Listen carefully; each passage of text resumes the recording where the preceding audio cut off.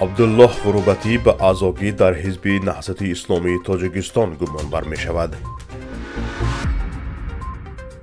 در ختلان جنایتکاری میان خوانندگان مکتب افزوده است. 2333 دانشجو را به خدمت حربی برده اند. قزاقستان و تاجیکستان در زمینه ارائه خدمات ارتباط فضایی توافقنامه امضا کردند. عبدالله غربتی روزنامه‌نگار بازداشت شده تاجیک به آزادی در حزب نهضت اسلامی تاجیکستان گمانبر می شود.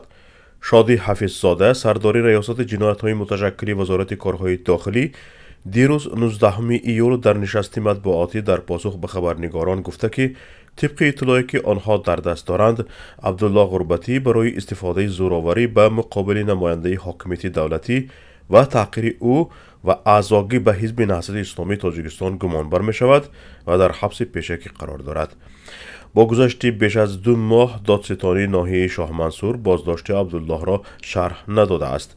عبدالله غربتی ژورنالیست تاجیک روز 15 ایون سال روان همراه روزنامه‌نگار دیگر دلیر امامعلی از جانب دادستانی ناحیه شاه منصور بازداشت و بعداً به مدت 2 ماه به حبس گرفته شد.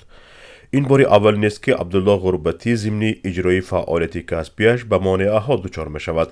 سال 2020 2 مرتبه از سوی شخصان ناشناس مورد لطکوب قرار گرفته بود.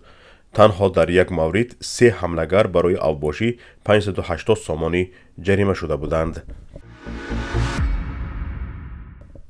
در سال تحصیلی 2021-2022 از جانب خوانندگان مکتب‌های ولایت ختلان 127 جنایت صادر گردیده است که این رقم نسبت به همین دوره سال گذشته 33 جنایت زیاد می باشد. در این باره غزلشاه سفرزاده سردار ریاست معارف ولایت ختلان در نشست مطبوعاتی اطلاع داد. سفرزاده افزود که در این دوره 14 خواننده مکتب‌های ولایت دست به خودکشی زدند که این رقم در سال گذشته 23 حالت را تشکیل میداد. گفته شد که خودکشی بیشتر میان پسران به قید گرفته شده است. سردار ریاست معارف ولایت در ادامه گفت بهر پیشگیری جنایتکاری میان جوانان کارهای فهماندهی، آزمون‌ها، محفل‌های بدیعی به راه مانده شده‌اند. در دعوت امسال بهاری 2333 دانشجوی کشور را به خدمت حربی برده‌اند. در این باره رحیم سیدزاده وزیر معارف و علمی تاجیکستان دیروز 19 ایول در نشست مطبوعاتی خبر داد و گفت بیشتری آنهایی که به صف ارتش پیوستند ختم کنندگان رشته حقوق می باشند. سیدزاده افزود که تصمیم پیش از مهلت سپردن امتحان ختم و پیوستن به ارتش از جانب خود خدمت کنندگان صورت گرفته است. در تاجیکستان سال 2020 به قانون درباره عهده‌داری‌های حربی و خدمت حربی تغییرات وارد شد که بجز دانشجویان زینه تحصیلی بکالور، محصلین دوره ماجستراتور را نیز به خدمت حربی میبرند. تا این وقت این کاتگوری محصلین از خدمت آزاد بودند. راه اندازی خدمت الترناتیوی را ایده یک راه قانونی خلاصی از ارتش ارزیابی می کنند. در تاجیکستان در 2 نوبت بهار و تیر ماه جوانانی از 18 تا 27 ساله را برای خدمت در ارتش جلب می کنند. این است که همه ساله 10 حالت بازور یا ابله بردن جوانان به ارتش رسانه‌ای می شود.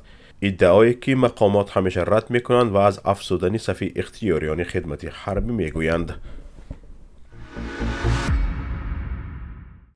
قزاقستان و تاجیکستان در زمینه ارائه خدمات ارتباطی فضایی توافقنامه امضا کردند.